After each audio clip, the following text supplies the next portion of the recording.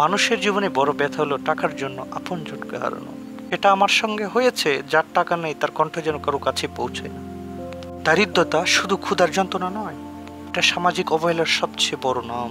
অনেক সময় দেখা যায়, ধরুন আপনার হাতে টাকা নেই, কি অনুধাবন করছেন আপনার সঙ্গে কেমন ব্যবহার হবে? আপনার কাছে টাকা থাকলে সেই সময় আপনার আত্মীয় স্বজন সবার ব্যবহার অন্যরকম হবে।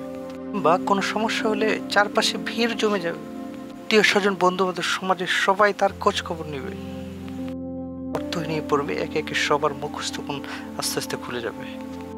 টাকা যেন সম্পর্কের মানদণ্ড হয়ে দাঁড়িয়েছে, রক্ত সম্পর্ক কিংবা বন্ধু বান্ধব সম্পর্ক এটা তো তুচ্ছ। সব কিছু টাকা দিয়ে কিন্তু মানদণ্ড করা হয়। এই মানুষটি আপনার কাছে সবচাইতে পেয়েছিল, সেই মানুষটির ব্যবহারই আপনার কাছে যখন টাকা থাকবে তখন বুঝতে পারবেন। ক্রমশ না থাকার কারণে একাকিত্ব আপনাকে গ্রাস করে, পরিশেষে সেই মানুষটাকেই ভাবতে বাধ্য করে আমি শুধুমাত্র টাকার জন্য আপন ছিলাম। আসলে এটাই সমাজের নিষ্ঠুর বাস্তবতা। যার টাকা নেই তার বন্ধু বান্ধব আত্মীয় স্বজন কেউ নেই।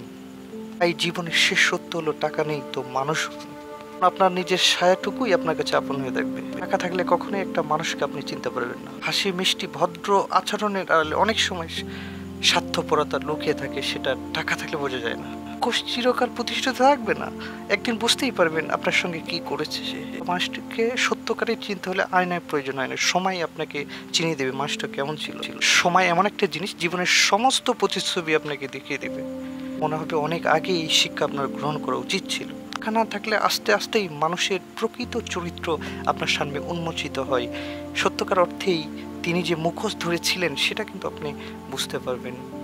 তারপর মানুষকে দ্রুত না চিনতে পারা দোষের নয়, কারণ সবাই প্রথমে তার মায়াবী চেহারাতেই আকৃষ্ট হয়। হয়তো ধৈর্য ধরলে, লক্ষ্য করলে বোঝা যায়, আপনি বুঝতেই পারবেন সে শুধুমাত্র নিজের সুবিধার জন্য আপনার সঙ্গে সম্পর্ক করেছে কিংবা আন্তরিক ভালোবাসা দেখিয়ে চলেছে।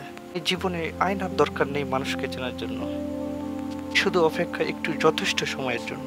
সময়ের পরীক্ষায় ওই মানুষগুলোই টিকে থাকে যারা প্রকৃত অর্থেই সৎপরায়ণ। সময়ের সাথে সাথে স্বার্থপর মানুষের চরিত্র উন্মোচিত হয়, সেটা তো দেখতেই পাবেন।